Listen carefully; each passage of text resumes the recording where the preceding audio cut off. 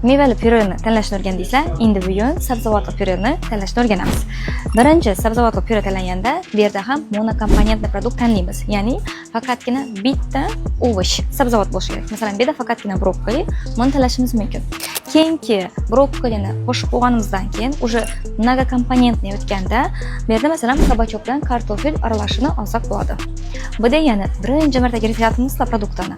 Faqatgina bir produktda bir sabzavot kiritilishi kerak. Bola shuni o'rganadi va keyin biza nechadir ovoshini qo'shib, sabzavotlarni qo'shib, pyure etib berishimiz mumkin. Sostavdan keladigan bo'lsak, bu yerda asosiy narsa e'tibor etishimiz kerak, bez soli deb yozilib turishi kerak, bez sahari.